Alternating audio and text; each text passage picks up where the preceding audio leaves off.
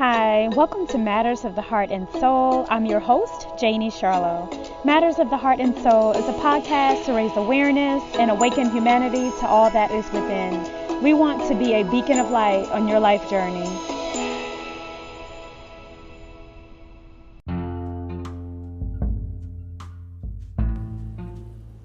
Hey guys, welcome back to another episode of Matters of the Heart and Soul podcast. This is your girl Janie, and what we have coming up is an episode talking about the barriers to self-love. Now, in our book, Capacity to Love and Awakening to Unconditional Love, we really go deep into what is love, the capacity to love, how to build your capacity, barriers to love, awakening to divine love, and just so many other things that you could do on a day in and day out to develop that divine love. But in this episode, we wanted to talk about one specific barrier to love or divine love is self-love, or the lack of self-love. And we all know that any lack is definitely an illusion, but we wanted this podcast to be for those people who don't know where to start. And it's so important that you do understand that your journey to self-love is an individual one, and it's also found within you, all right? If you're going to try to seek it on the outside of you, nothing external is going to give it to you. You have to get to the root of who you are and love that and love all the parts of yourself. So we go a little bit deeper about all that into this next episode. And if you are out there struggling with self-love and balancing that, developing that, and then balancing that also with everything else that's going on around you, I think you're gonna really find some good nuggets. So check it out, and we'll see you guys on the other side.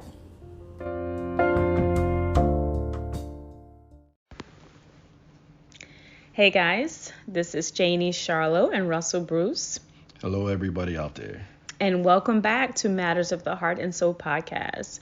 Today, we are wanting to talk about the barrier of lack of self-love in awakening to unconditional divine love. And we really want to talk about this because it is one of the biggest barriers to understanding self-actualization and illumination and allowing the divine unconditional love to awaken within. And it is our birthright. It is our birthright to understand the divine unconditional love. And so we want to really talk about that today, because it all really do start with self-love. You have to have that in place because you honestly can't even separate it.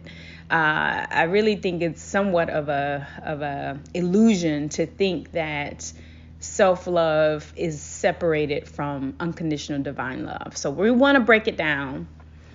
So Russell, tell me, how do you define self-love, first of all? Not unconditional divine love, which we believe is that creative energy, that third energy that would connect to people in the middle, right?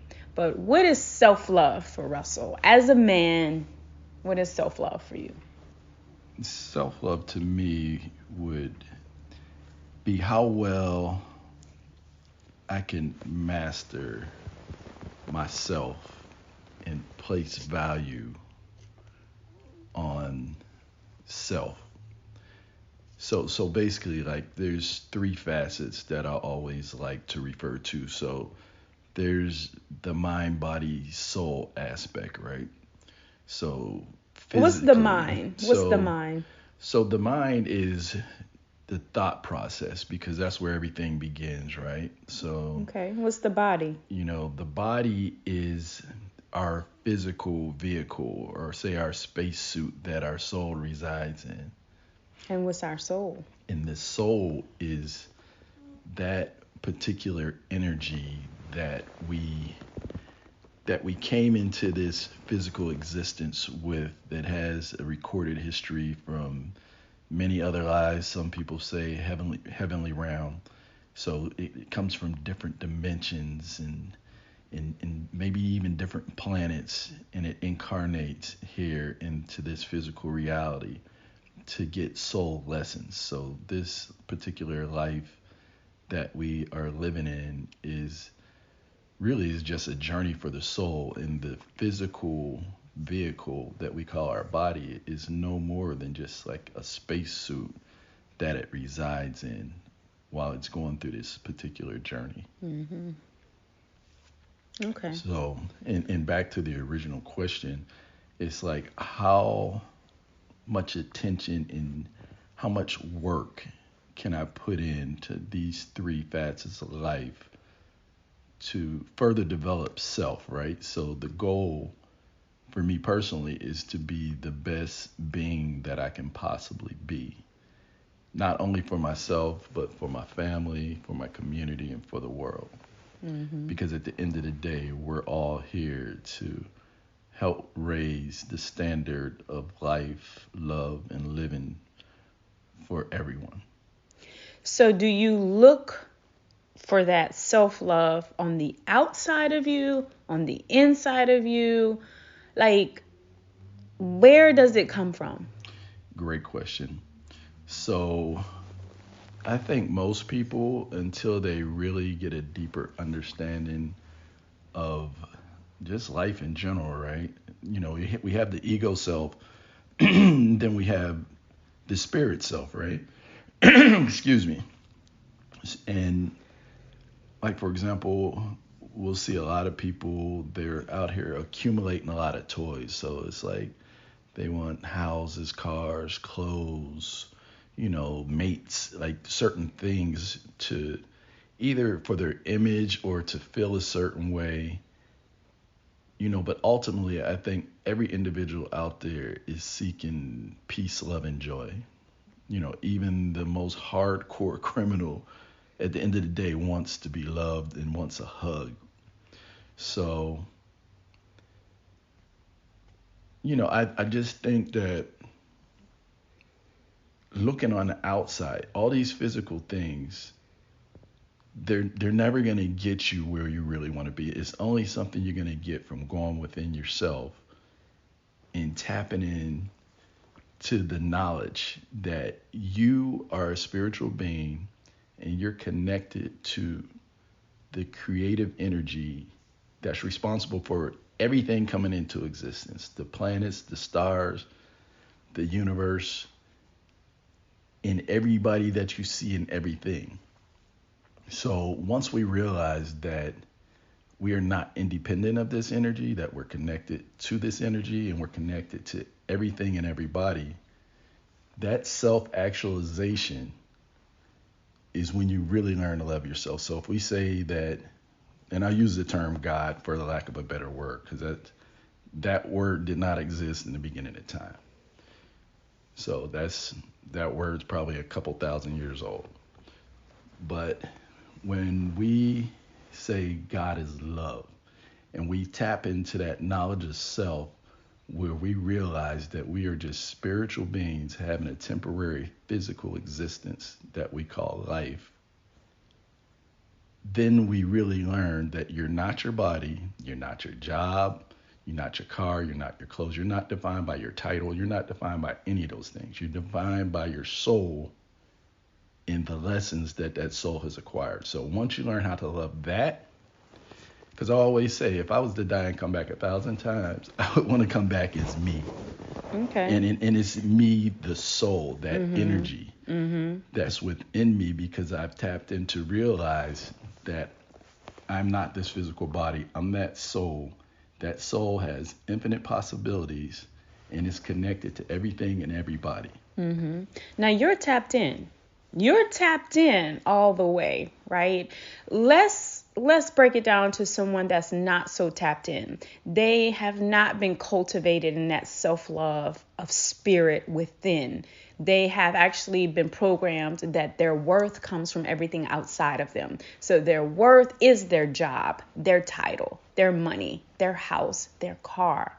And they're at this crazy place right now because none of that has brought them happiness and joy.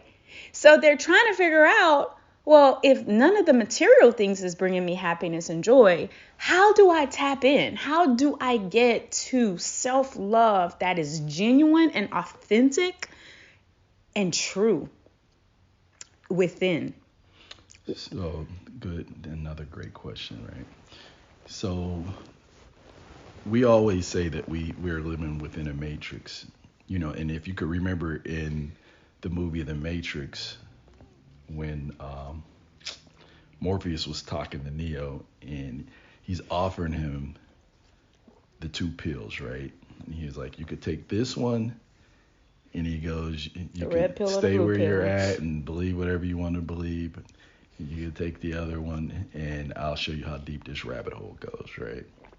But he told him, he said, if the matrix is everywhere, it's not something that you could really describe or really tell anybody. It's something they really have to seek for themselves. Yes. We could point in the right direction, right? So he says you see it in everything you do. You see it when you pay your taxes, when you go to work, when you go to church.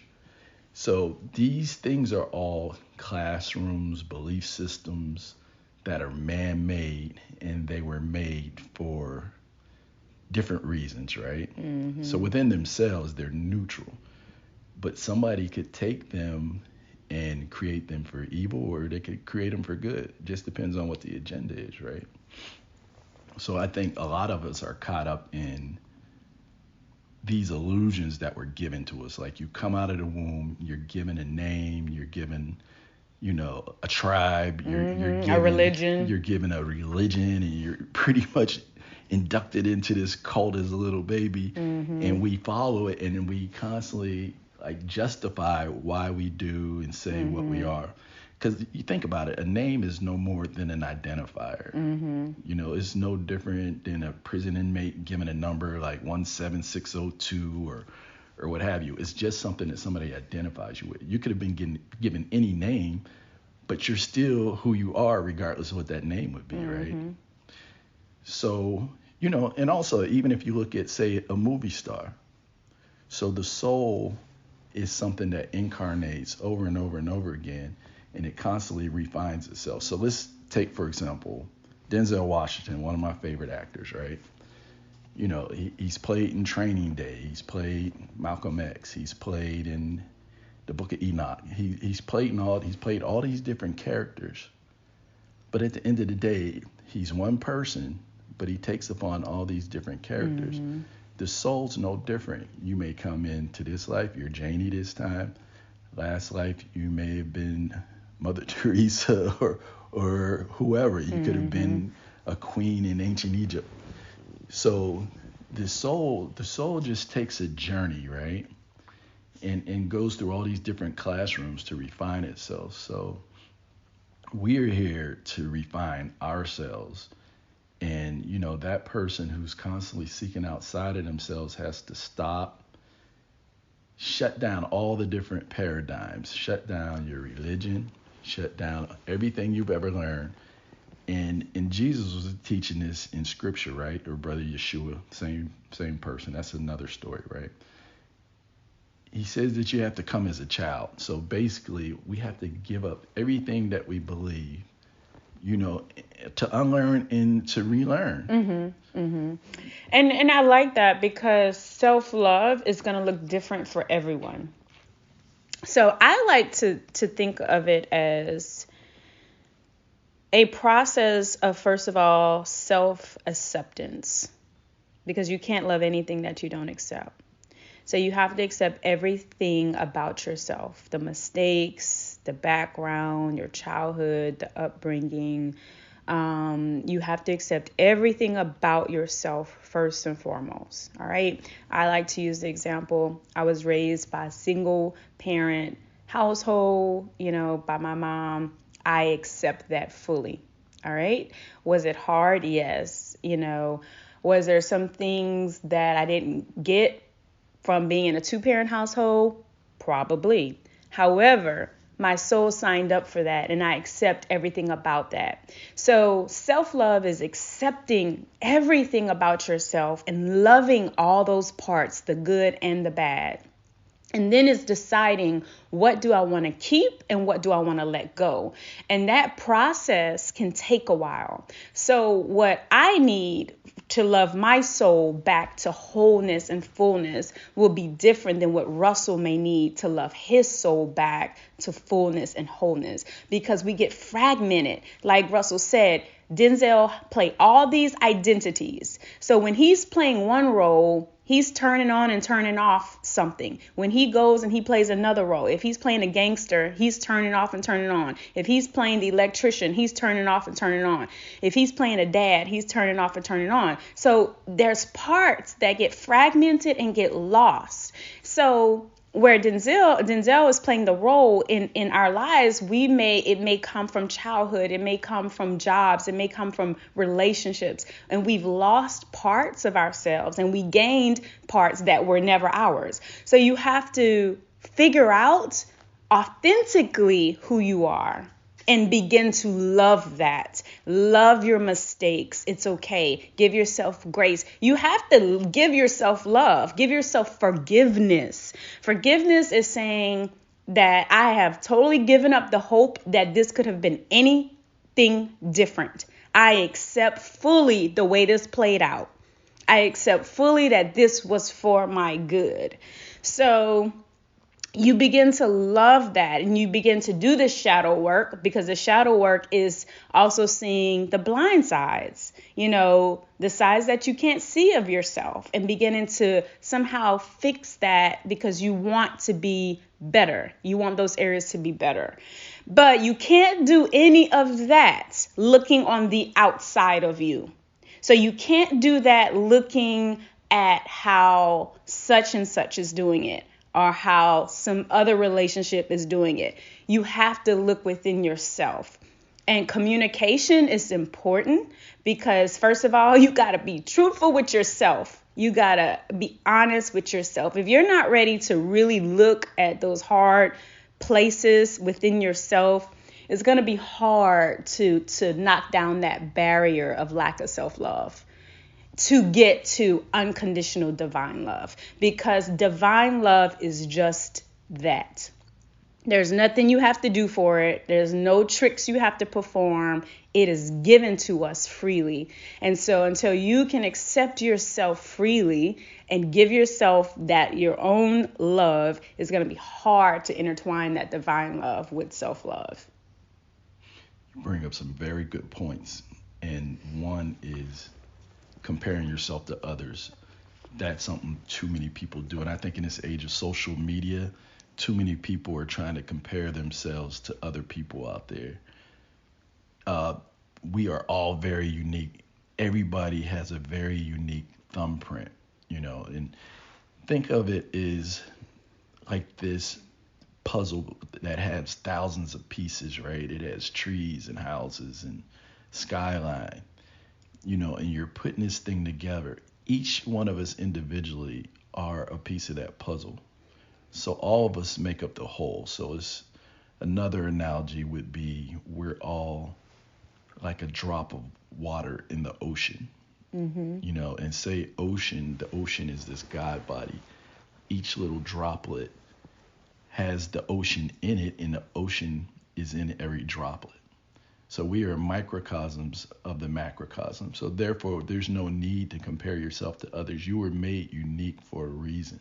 And you have to just know that. You have to believe that. And if you're having a hard time believing that you are loved, you are unique, you are worthy, then you have to unlearn and relearn the programming that is running in your background, in your subconscious mind. And I recommend doing affirmations daily, and you saying that and you saying it out loud to yourself until yourself accepts it and believes it, and now is running in your subconscious mind. Because that's the thing. I think people are having a hard time believing it, believing that, whoa, I'm loved, and that's it. And I don't have to do anything for it. And I don't have to prove myself to anyone. If anything, we've given it up. Exactly. So if you're having a hard time doing that, that's because you are running an old program in your mind. And where the old program came from? Tons of places: religion, your parents, your job, Society. friends, society. And we are society, We right? are society. So it's like you have to stop the program and upload something new. And you have to actively do that. It won't just come. You have to say, I am worthy. I am love. I am here to accept everything that is mine. You have to believe that, and your soul has to believe it, and you have to run that program. So real quick, I want to talk about how do we balance self-love with giving and dealing with people around us. When we're trying to get in our self-love and we're trying to figure that out for us, how do we balance that with giving to others? How do we know when, okay, this is my comfort zone. I've given, I need to say no. And this is probably for the people that can't say no, because we have a lot of people pleasers, that it's hard to say no. So how do you balance growing in your self-love and your divine love and placing those boundaries and saying no, or I've given and that's all I'm going to give right now? Well, I think there's several ways to look at this, and one of the things I always say is a person can't give what they don't have. So, like for example, if we're talking about, say, love, because I think everything's either rooted out of love or fear. But let's talk about love. A person can only love someone else as deeply as they can love themselves. So it's like, and if they haven't got to that place where they love themselves, place value on themselves, and they give themselves that self-love, it's really hard for them to really give to somebody else. In our book, we talk about the capacity to love.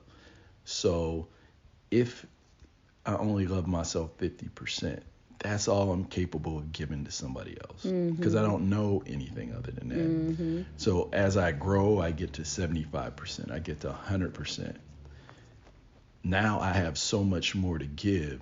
But when I really, really tap in and I really understand that I'm connected to the creator of the universe that is abundant, and my cup is always full at 100%, and it's overflowing to where I love myself at a certain level that it flows over to my family, the community, and to the world. Now, perpetually, I'm constantly giving. I'm giving not so much because I want to, because it's my duty. Yeah. What about, because that's when you're walking solid. What about when you wobbly? What about when this is new to you and you're learning how to crawl, you're crawling and learning how to walk. So, you're a little bit wobbly. I think, know that you're going to be triggered. Know that you're going to be tested.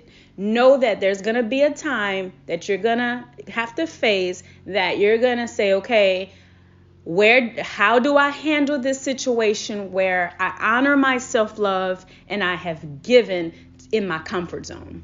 Right. You're going to be tested. So already know that if you are working in that area of your life and you're trying to strengthen that area, you're going to be tested. So you may have somebody that is asking you to borrow money. You've given them $200, right? One time. They come back, oh, I need $200 more. You've given them another $200. They come back a third time. Hey, it's okay if you say no. I done gave you $400. That's it. No, and let me tell you, saying no to other people is saying yes to yourself. No is powerful. Learn how to use it within your comfort zone. If you've given within your comfort zone, you should be able to say no. And I think that's the balance. It's like knowing what is comfortable for you. Because you could be wobbly and you're just learning how to walk in that area. So I think that's very, very important. Know that you're going to be tested and have a plan. Know what your boundaries are. This is my limit. I've done enough. And feel your emotions. Like if you're being tested and that test brings you anxiety. It brings you grief. It brings you just, you just start to tense up and feel all tight. That situation is stressing you out. Take a step back. Don't make any decisions. Go clear your energy, clear your head, and start to think, okay, that I felt that way because I was being pushed beyond my boundaries. And when you're feeling like that you are being pushed beyond your boundaries, and you have to say, no, I've given, and that's all I want to give right now. And also it's like what we're talking about is knowledge of self, right? So when you know yourself, you love yourself. So like the African proverb, when I was searching for God, I found myself, and when I was searching for myself, I found God. So you're on this quest of refining yourself, getting better. And every day. Now you have people coming at you where they need things, and you're still on your way up. You're trying to get back to zero and move forward. And you don't want to be an enabler, And that's why I think where the cup is not full. Like you can't give from an empty cup. You got to wait till you're full. So if you yourself is not there, you can't really give to somebody else just yet. And you have to, like Russell said, knowledge yourself. I'm not there. I'm not there yet. I ain't there yet. but see, that's the whole thing. You try to give that knowledge and wisdom and understanding to another person so that they don't have to lean on you as much, right? But another saying that we always say is like people want what you have but don't want to do what you did to get it. So that's the whole thing. That's so facts. it goes back to the analogy. I remember T.D. Jakes said something that I thought was super dope.